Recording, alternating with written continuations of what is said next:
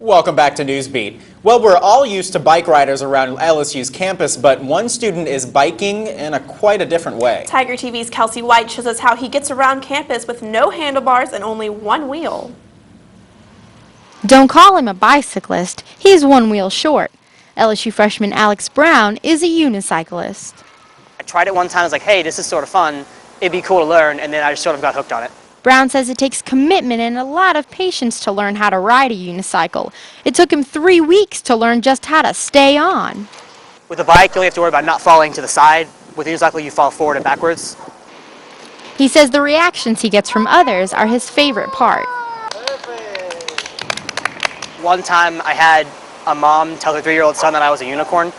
Mechanic at the bicycle shop on Highland, Josh Rosby, says unicycles intrigue people because very few can actually ride them. We all learn how to ride a bike when we're, 3, 4 years old. Who at 3 or 4 years old learns how to ride a unicycle? Brown says unicycles are pretty hard to come by, so if he needs a new one, he'll either have to special order it from a bicycle shop or buy it online. Rosby says the same is true of unicycle parts. I'd say once a month we get a customer in here that needs a little service or they're looking for, a small piece or whatnot. And that means if a part breaks, Brown fixes it any way he can. I have like a real pedal and then a ghetto pedal. Pedals that can dig deep if he falls, but Brown says those scars are worth the reward. Hey, if I mess up, this is gonna hurt. It's fun, I'm not gonna stop because I got hurt. And I just really enjoy it. For Newsbreak, I'm Kelsey White. Recent developments in the strength and durability of unicycles have given rise to riding styles such as mountain unicycling. Oysters are proving to be more valuable than the pearls they produce. Laura Lovett explains. They may not look like much, but research scientists are finding many positive uses for this slimy mollusk. Oysters are high in omega-3 fatty acids, which decrease the chance of contracting deadly diseases. It's a very good thing. It's a very positive thing. So that just tells you right there, pros and cons about eating oysters. There's a whole lot more pros. Another reason to slurp down oysters is because they may have a key ingredient in preventing cancer. Researchers at the LSU Agriculture Center found that ceramide, a fat surrounding the oyster, may prevent breast and prostate cancer.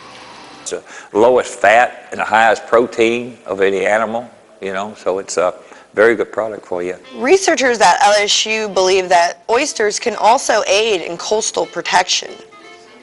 Fisheries biologist with the U.S. Geological Survey, Megan LaPere, says oysters build reefs, which are important as a shoreline shield. It's a hard structure and it can build a three-dimensional structure. They've been used to reduce wave energies before they hit the shoreline. A pilot project was conducted in 2002 to 2003 in high erosion marsh areas along Louisiana's coast. Oysters reduce the erosion by 50%. Whether it's helping your health or home state, all oysters have a hidden pearl. Everybody should eat them. You should eat 2 dozen every day of your life. For Newsbreak, I'm Laura Lovett. LaPierre says more research is going into coastline restoration. 2 more reefs will be built in the near future. We're joined now by Alexandra Cranford with weather. Alex, what are we doing stuck inside today? It's a great day for a picnic on the parade ground. You're right, it's way too pretty out there, and it looks like we can hang on to this nice weather throughout the entire weekend. I'll have the details coming up next, right here on Newsbeat.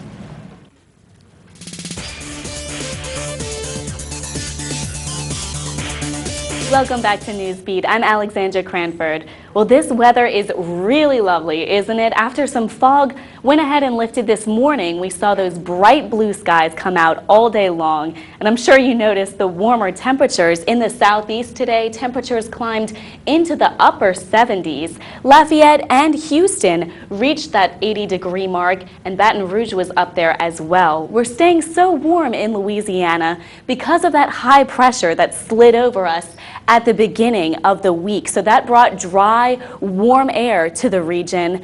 The Northwest is feeling some heavy rains as a cold front sweeps through, and it's getting wet in the west also. They've got some rain coming right at the Pacific coast. But Here in Louisiana, we're still hanging out under that high pressure. However, we'll see a weak cold front coming through tonight too. There's no rain expected, but we will see temperatures cooling off starting tomorrow. In Baton Rouge, we topped out today at 82 degrees, and it's a real beauty out there. We've got mostly clear skies, a few clouds overhead, and a slight north breeze. Our humidity is rather high at about 85%, so that's making it feel a bit warmer. Tonight, that temperature will drop into the lower 50s. We'll see partly cloudy skies as that weak front moves on through. The good news is that you won't run into any showers this evening. That front isn't quite strong enough to produce any rain, so it looks like we'll stay cool and dry for the nighttime hours.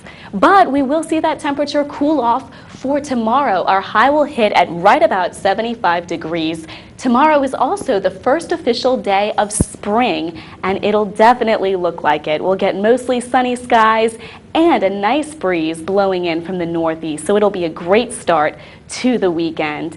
And for the next few days, we should see more of the same. That pleasant spring weather will last us all the way through the weekend. You can see those mild temperatures and sunny skies. There's a slight chance for rain on Monday and Tuesday, so we'll have to keep an eye on that at the start of next week.